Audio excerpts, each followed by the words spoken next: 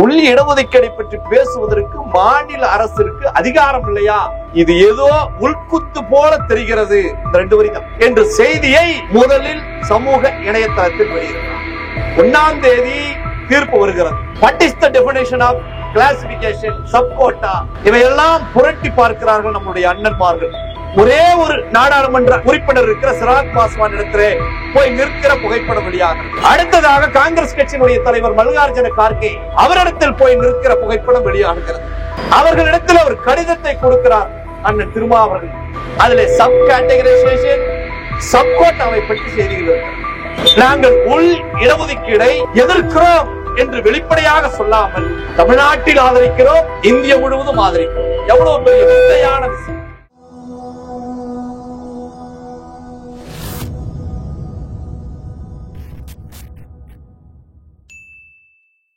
1ஆம் தேதி தீர்ப்பு வருகிறது. 2ஆம் தேதியே இந்தியாவில் இருக்கக்கூடிய டிக்ஷனரி, ஆக்ஸ்போர்ட் யூனிவர்சிட்டி வெளியிருக்கிற டிக்ஷனரி, இவையெல்லாம் புரட்டி பார்க்கிறார்கள் நம்முடைய அண்ணன்மார்கள். What is the definition of classification, sub quota, sub categorisation? இவர்களுக்கெல்லாம் அர்த்தம் தேடுகிறார்கள். தேடிய பின்பு ஒரே ஒரு நாடாளுமன்ற உறுப்பினர் இருக்கிற சிராக் பாஸ்வான் இடத்திலே போய் நிற்கிற புகைப்படம் வெளியாகிறது. அடுத்ததாக காங்கிரஸ் கட்சியினுடைய தலைவர் மல்லிகார்ஜுன கார்கே அவரிடத்தில் போய் நிற்கிற புகைப்படம் வெளியாகிறது. அவர்களிடத்தில் அவர் கடிதத்தை கொடுக்கிறார் அண்ணன் திருமாவர்கள். அதிலே சப் கேட்டகரைசேஷன், சப் கோட்டாவை பற்றி செய்திகள் இருக்கிறது. நாங்கள் உள் இடஒதுக்கீடை எதிர்க்கிறோம் என்று வெளிப்படையாக சொல்லாமல் தமிழ்நாட்டில் ஆதரிக்கிறோம், இந்தியா முழுவதும் ஆதரிக்கிறோம். எவ்வளவு பெரிய விந்தையான விஷயம்! உக்கடத்தில் ஆதரிக்கிறேன், காந்திபுரத்தில் எதிர்க்கிறேன் என்பதை போல ஒரு தீர்ப்பை தமிழ்நாட்டில் ஆதரிப்பது, டெல்லியில் எதிர்ப்பது. அதற்கு காரணம் இது இன்னர் ரிசர்வேஷன், அது சப் கேட்டகரைசேஷன் என்று ஒரு பொது விளக்கத்தை சொன்னார். அவர் ஒரு மிகப்பெரிய மனித புனிதர். அவரை பற்றி பேசுவதற்கு அருந்ததியர் இயக்கங்களே சில நேரங்களில் தயங்குவதை இன்றைக்கு வரைக்கும் பார்த்து கொண்டிருக்கிறோம். யாரும் பேசல. பேஸ்புக்கில் அண்ணன் விடுதலை ராஜேந்திரன் அவர்களுடைய பதிவு முதலில் நாட்பார்கள். உள் இடஒதுக்கீடை பற்றி பேசுவதற்கு மாநில அரசிற்கு அதிகாரம் இல்லையா? இது ஏதோ உள்குத்து போல தெரிகிறது. இந்த 2 வரி தான், கூடுதலாக எதுவும் பேசல. இது ஏதோ உள்குத்தை போல இருக்கிறது என்ற செய்தியை முதலில் சமூக இணையதளத்தில் வெளியிடுகிறார்.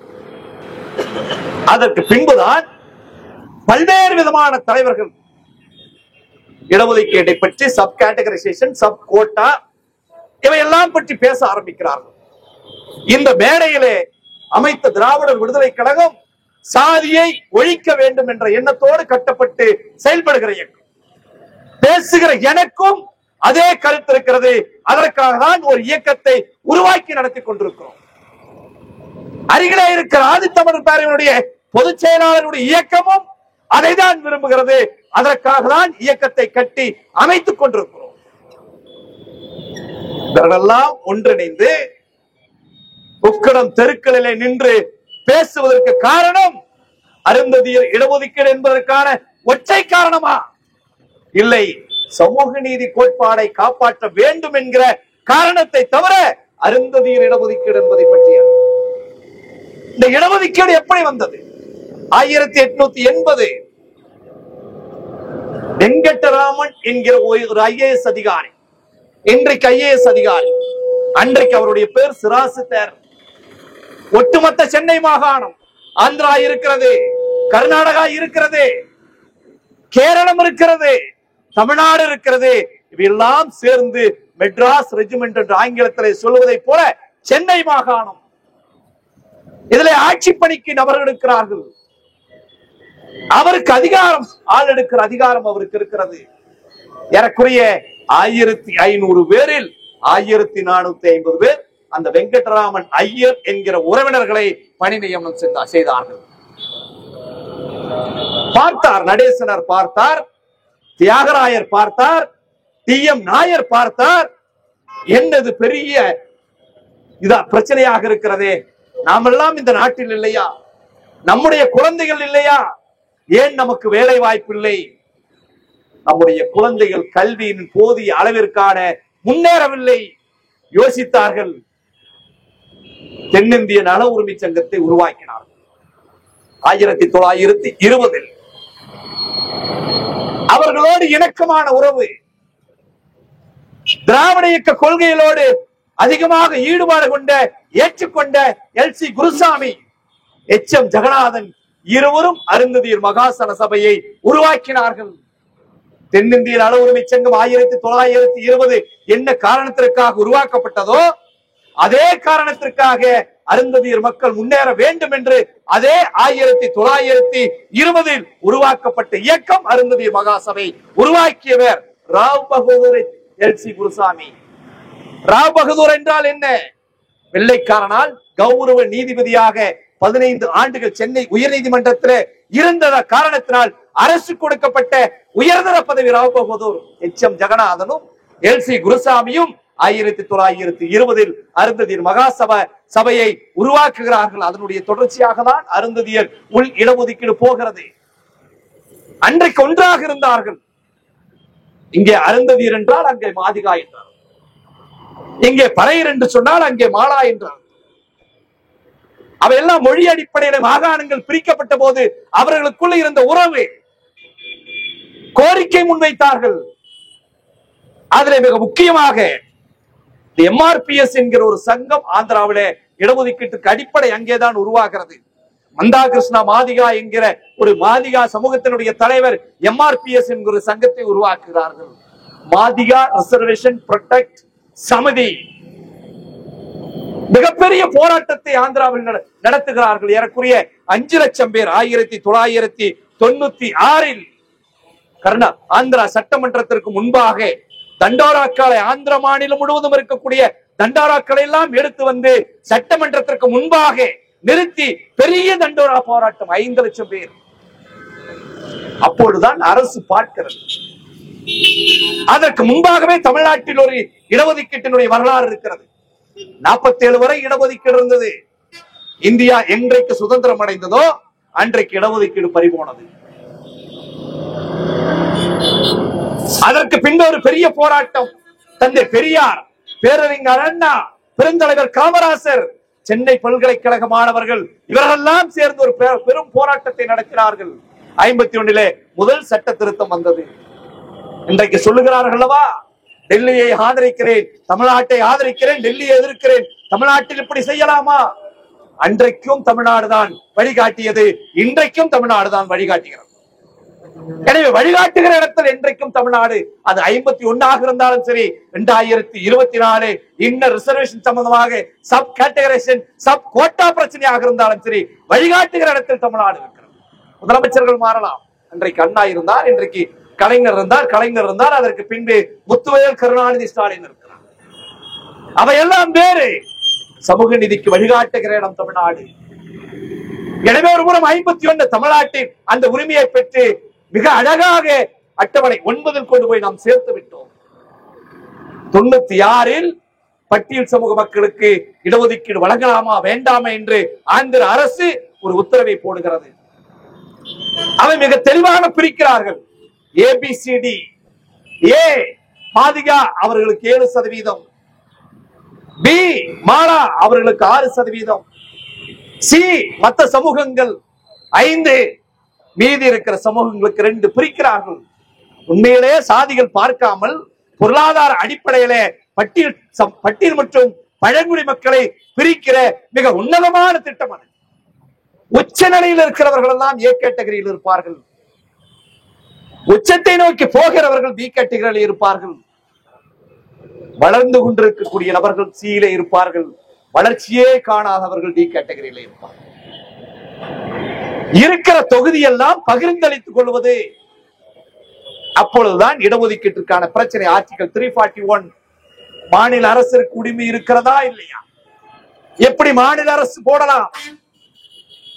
ஆந்திர உயர் நீதிமன்றத்திலே வழக்கு தொடுக்கிறார்கள். அதே போன்று பஞ்சாபில், ஹரியானாவில், இங்கே ஆந்திராவிலே மாதிகாக்கள் என்றால் பஞ்சாபிலே வால்மீகி, டெல்லியிலே வால்மீகி எப்படி பல்வேறு விதமான விளிம்பு நிலையில் இருக்கக்கூடிய பட்டிய சமூக மக்கள் எல்லாம் வழக்கு தொடுக்கிறார்கள். வழக்கு உச்ச நீதிமன்றத்திற்கு போய் நிலுவையில் இருக்கிறது. 1-8 தீர்ப்பு வருகிறது. இந்த தீர்ப்பை ஆதரிக்கிறார்களா எதிர்க்கிறார்களா? தீர்ப்பை பொறுத்தவரை 1-8-2024 இந்த தீர்ப்பு வந்தாலும் எப்பொழுதெல்லாம் இந்த தீர்ப்புக்கு பட்டியல் மற்றும் பழங்குடி மக்களுடைய பிரச்சனை வருகிற பொழுது, அருந்ததியர் சம்பந்தமான பிரச்சனை வருகிற பொழுது ஓரணியில இருப்பார்கள். யார் யார் ஓரணியில இருப்பார்கள் என்றால், சேக்கு தமிழரசன் ஓரணியில் இருப்பார், கிருஷ்ணசாமி ஓரணியில இருப்பார், அவர்களோடு இணைந்த அண்ணன் திருமா அவர்கள் இருப்பார்.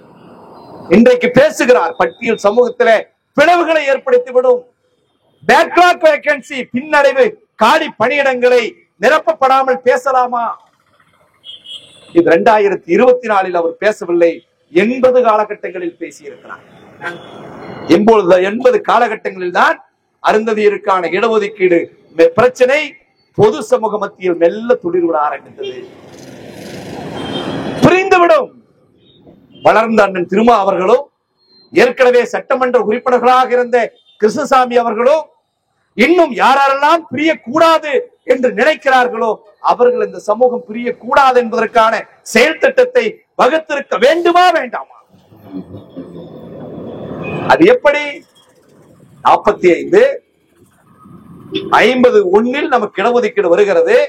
51 61 71 81 91 2001 2021 ஏறக்குறைய 65 ஆண்டுகள் என்னுடைய பங்கை நீ அபகரித்துக் கொண்டிருக்கிறாய். ஏன் அபகரித்தாய்? எனக்கான பங்கை கொடு என்று கேட்கிற நாம் இந்த சமூகத்தில் பிளவை ஏற்படுத்தி விடுவோம் என்று சொல்வது எவ்வளவு மோசமான செயல்! இதில் இருக்கக்கூடிய சமூக நீதியை, இதில் இருக்கக்கூடிய நியாயத்தை புரிந்து கொண்ட தந்தை பெரியார், புரட்சியாளர் அம்பேத்கர், பேராசான் மார்க்சை கருத்தியல் தலைவர்களாக ஏற்றுக்கொண்ட இயக்கங்கள் எல்லாம் துணை நிற்கிற பொழுது சமூக நீதியை பற்றி பேசுவதற்கு யாருக்கும் உரிமை இல்லை, எவனுக்கும் தகுதி இல்லை. அதான் ரொம்ப முக்கியம். எவ்வளவு நெஞ்சுரத்தையோடு இருக்கிறார்கள், எவனுக்கும் தகுதி இல்லை. நாங்கள் எல்லாம் தேர்தல் முடிவுகள் வருகிற பொழுது, நாடாளுமன்ற தேர்தல் முடிவுகள் வருகிற பொழுது, தமிழ்நாட்டில் யார் தோற்றாலும் பரவாயில்லை, அண்ணன் சிதம்பரம் தொகுதியில அண்ணன் திருமா அவர்கள் ஜெயிக்க வேண்டும் என்று விடிய விடிய அமர்ந்து பார்த்தோம். எங்களுக்காக நீங்கள் பேசுவீர்கள், உங்களிடத்தில் கேட்கிற உரிமை எங்களுக்கு இருக்கிறது, நினைத்து பார்த்துக் கொண்டிருந்தோம். நீங்கள் பொது தலைவராக நடந்து கொண்டீர்களா இல்லை எங்களுக்கு தெரியவில்லை, நாங்கள் உங்களை பொது தலைவராக பார்த்தோம். ஆனால் இன்றைக்கு இடஒதுக்கீடு தீர்ப்பு வந்த பின்பு யார் யாரெல்லாம் சாதியை ஆதரிக்கிறார்களோ அவர்களெல்லாம் ஒரு பக்கம் இருக்கிறார்கள், யார் யாரெல்லாம் பட்டியல் வகுப்பிலே நாடாளுமன்ற அரசியல் அதிகாரத்தை நோக்கி போக வேண்டும் என்று கனவு காணுகிறார்களோ அவர்களெல்லாம் ஒரு பக்கம் இருக்கிறார்கள். அரசியல் சமூக அரசியல் விடுதலை விட சமூக விடுதலையே முக்கியமானது, அவைதான் சுயமரியாதை கொடுக்கும் என்று சொல்லுபவர்கள் எல்லாம் ஒரு பக்கம் இருக்கிறார்கள். நாம் சுயமரியாதையும் சமூக விடுதலையை உயர்த்தி பிடிக்கிற நபர்களோடு நாம் இருக்கிறோம். நாடாளுமன்ற அரசியல் நமக்கு முக்கியம் அல்ல, சட்டமன்ற அரசியல் முக்கியம் அல்ல, சமூக விடுதலையும் சுயமரியாதை உணர்வும் விளிம்பு நிலையில் இருக்கிற மக்களுக்கு போய் சேர வேண்டும் என்பதுதான் நம்முடைய அனைவருடைய வேண்டுகோளும் குறிக்கோளுமாக இருக்கிறது. அதற்காக தான் போராடி கொண்டிருக்கிறோம். எனவே இடஒதுக்கீடு என்பது பல்லர் பறையர் சக்கிலியருக்கான பிரிவுகளை ஏற்படுத்துவதற்கல்ல, கடைநிலையில் இருக்கக்கூடிய ஒரு மனிதனை கை தூக்கி விடுவதற்கு புரட்சியாளர் அம்பேத்கர் அவர்கள் சொல்லுவார்கள் அல்லவா, விளிம்பு நிலையில் இருக்கிற எளிய மனிதனுக்கான அதிகாரம் என்றைக்கு அவனுடைய கையில் போய் சேர்கிறதோ அன்றைக்குதான் இந்த அரசியலமைப்பு சட்டம் முழுமையாக வெற்றி அடையும் என்று சொல்லுவாரே, அவைதான் அவை. எளிய மனிதனுக்கு கொண்டு போய் கொடுப்பதில் என்ன தவறு? சப் கேட்டகரைசேஷன் என்று அண்ணன் சொல்லுகிறார். What is the definition of sub categorization? The social equality engineering. இந்த சமூக கட்டமைப்பை சமன்படுத்துவது, சமமாக மாற்றுவது, அவைதானே சோசியல் ஈக்குவாலிட்டி என்ஜினியரிங். அது ஏன் மறுக்கிறீர்கள்? இதற்கெல்லாம் சொன்னார் 1000 பேர் 2000 பேர் 2009 பின்பாக வந்து விட்டார் என்றால் சொன்னார்கள். இன்றைக்கு வரைக்கும் ஒரு வைஸ் சான்சலர் இந்த சமூகத்தில் இல்லை. மிகப்பெரிய சமூகம் 3 சாதிகளில் துணைவேந்தர் கிடையாது, மாவட்ட நீதிபதி கிடையாது, உயர் நீதிமன்ற நீதிபதி கிடையாது. பேராசிரியர்களை தேர்வு செய்கிறார்கள் சிண்டிகேட் சபையில். போகிற அருந்ததிகள் எல்லாம் வெளியே வருகிறார்கள், தகுதி இல்லை வெளியே போ என்று அனுப்புகிறார். பார்க்கிற பொழுது அந்த பேராசிரியர்களை நியமனம் செய்கிற துணைவேந்தர்களிலும் சிண்டிகேட் உறுப்பினர்களாக அருந்ததியர் சமூகத்தை சார்ந்தவர்கள் இல்லை, வெளியே வருகிறார்கள், தகுதி இல்லை என்று சொல்லி. ஒரு சமூக அநீதி இல்லையா? சமூக நீதிக்கு விடப்பட்டிருக்கிற மிகப்பெரிய சவால் இல்லையா? சமூக நீதியை, சோசியலிசத்தை, செக்குலரிசத்தை, சோசியல் ஈக்குவாலிட்டியை பேசுகிற நீங்கள் இதையெல்லாம் எதிர்க்க வேண்டுமா இல்லையா? மாறாக இது தப்பு என்று சொல்லுவது எவ்வளவு பெரிய அயோக்கியத்தனம்! யாரை ஏமாற்றுவதற்காக பெரியார் இடத்திலே பேசுவார்கள். நீங்கள் யார்? பேசுகிற பொழுது எனக்கு எந்த பற்றும் கிடையாது, மொழிப்பற்று கிடையாது, தேசப்பற்று கிடையாது, ஆண் பெண் பாலியல் வேறுபாடு கிடையாது, நான் மனித பற்றோடு இருக்கிறேன். ஒரு முதலாளிக்கும் தொழிலாளிக்கும் சண்டை வந்தால் தொழிலாளி பக்கம் நிற்பேன், கணவனுக்கும் மனைவிக்கும் சண்டை வந்தால் மனைவி பக்கம் நிற்பேன். அவைதானே பெரியார். அந்த அடிப்படையில தான் திராவிட விடுதலை கழகம் இன்றைக்கு இது போன்ற நிகழ்வுகளை முன்னெடுத்து மக்கள் மத்தியிலே சென்று கொண்டிருக்கிறது. பாதிக்கப்படுகிற மக்கள் பக்கம் நிற்பதுதான் அது சமூக நீதி. அறம், அறத்தின் பக்கம் நிற்க வேண்டுமா வேண்டாம்? எவ்வளவு பெரிய கோட்பாடு சமூக நீதி என்பது, எவ்வளவு பெரிய அறம் நீதி தேவை என்பது எவ்வளவு பெரிய கோட்பாடு. மார்க்சிஸ்ட் கம்யூனிஸ்ட் கட்சி ஒரு ஆய்வை எடுத்தார்கள் 2007 திண்டுக்கல் மாவட்டத்தில் எடுத்தார்கள். அந்த 2007 குப்புசாமி என்கிற அருந்ததியர் மாணவன் MA BEd முடித்தவன் 15 ஆண்டுகள் எடுத்து விட்டது செருப்பு தைக்கிற தொழிலில் ஈடுபட்டிருந்தான். அது அவனுடைய தனிப்பட்ட தவறா, சமூகத்தினுடைய தவறா என்பதெல்லாம் வேறு. MA BEd படிக்கிற குப்புசாமி என்கிற ஒரு அருந்ததியன் 15 ஆண்டுகளாக செருப்பு தைக்கிற ஒரு சமூகத்திற்கு ஒரு சின்ன அளவிலான ஒரு உந்துகோல். நாம் இடஒதுக்கீடை இந்த 18 அல்ல 36 மாற்ற வேண்டும் என்று பேசுகிறோம். பின்னடைவு காலிப்படையிடங்களை கொண்டு வர வேண்டும் என்கிறோம். தனியார் துறையில் இடஒதுக்கீடு வேண்டும் என்கிறோம். இந்த இயற்கை வளங்கள் அனைத்து மக்களுக்கும் பகிர்ந்தளிக்கப்பட வேண்டும் என்கிறோம். சமூக நீதியில் சமநீதி என்கிற ஒரு கோட்பாட்டை எதிர்ப்பதன் மூலம் நீங்கள் சாதிக்க போவது என்ன? பட்டியல் சாதிகளுக்குள் பிளவுகள் வந்துவிடக் கூடாது, பிரச்சனைகள் ஏற்பட்டுவிடக் கூடாது என்று பேசினீர்களே. கடந்த பாரத் பந்த் என்று சொன்ன இந்திய அளவில் நடந்த ஒரு போராட்டத்தில் பீகாரில் என்ன நடந்தது? அடிபட்டவனும் உதைபட்டவனும் சகோதர சாதிகளை சகோதரனை போல பார்ப்பானா? இயல்பாக மெல்லிதாக போட்டிருந்த ஒரு கோட்டை இன்றைக்கு மிகப்பெரிய பள்ளமாக மாற்றி விட்டிருக்கிறது இந்த வாதம். அவைதான் நடந்திருக்கிறது. காவல்துறையால் அடக்கப்பட்டவன், அடி வாங்கியவன், யாரால் அடி வாங்கினேன், எதற்கு எதிராக நான் போராடினேன் என்கிற உணர்வு வருகிற பொழுது எப்படி அங்க இருக்கக்கூடிய விளிம்பு நிலையில் இருக்கிற இன்னொரு சமூக சகோதர சாதியை பார்ப்பான். அவன் மீது இயல்பாக ஒரு வெறுப்புணர்வு. அந்த பிளவை எண்ணெயை ஊற்றி எரிய விட்டிருக்கிறார் அண்ணன் திருமாவர்களும் அண்ணன் ரவிக்குமார். எனவே இது தவறு. அவர்களுடைய சிந்தனையை, எண்ணத்தை மாற்றிக்கொள்ள வேண்டும். தமிழ்நாட்டில் மட்டும் ஆதரிக்கிறேன் என்பது நம்மை ஏமாற்றுவது. தமிழ்நாட்டு தீர்ப்பல்ல, ஒட்டுமொத்த தீர்ப்பையும் மனிதநேயம் உள்ள யாரும் ஆதரிக்கவில்லை. அருந்ததியர்களை ஏன் ஆதரிக்கிறார்கள்? திராவிடர் விடுதலை கழகம் விளிம்பினுடைய கடன்களில் இருக்கிறார்கள், இவர்கள் மேலே வர வேண்டும், எனவே அவர்களுடைய இடஒதுக்கீட்டை ஆதரிக்கிறேன். இன்றைக்கு இதே திராவிடர் கழகம் நாளைக்கு புதுவை வண்ணார்களுக்கு ஒரு பிரச்சனை வந்தால் அவர்கள் பக்கம் நிற்கும். அதுதான் சமூக நீதி. நாம் எல்லாம் இணைந்து நிற்போம். எந்த வகையில் சமூகத்தினுடைய நான் கேட்கிறேன், அருந்ததியர் உள்ளிட ஒதுக்கீடு ஆந்திராவில் வந்தது 96, 4 ஆண்டுகள் அங்கே அமுலில் இருந்தது. பஞ்சாப்ல 7 ஆண்டுகள் இருந்தது. எந்த சாதிகளுக்குள்ளும் பிளவு ஏற்படுத்தப்படவில்லையே. எல்லோரும் பட்டியலில் இருந்தார்களே. தோழர் ரவிக்குமார் அவர்கள் பட்டியலிட்டார். பட்டியலில் இருக்கிற ஒரு ஒற்றுமையை தவிர வேறு எந்த ஒற்றுமை இருக்கிறது? எந்த ஒற்றுமையுமே கிடையாது. ஆனால் ஒன்றுபட வேண்டும் என்றால் ஒன்றுபட வேண்டும். சிந்து சனாதான சக்திகளுக்கு எதிராக ஒன்றிணைய வேண்டும். இந்து சனாதானத்தால் உருவாக்கப்பட்ட சாதிய கட்டமைப்பை சுக்கு நூறாக அடித்து உடைப்பதற்கு ஒன்றாக வேண்டும். இன்றைக்கு நாடு முழுவதும் பரவி கொண்டிருக்கிறது ஆக்டோபஸ் போன்ற விஷம். பாஜக, சங்பரிவார அமைப்புகள், RSS, விஷ்ணு பரிசு இயக்கங்களை ஒழித்து கட்டுவதற்கு ஒன்றிணைய வேண்டும் என்றால் ஒன்றிணைய வேண்டும்.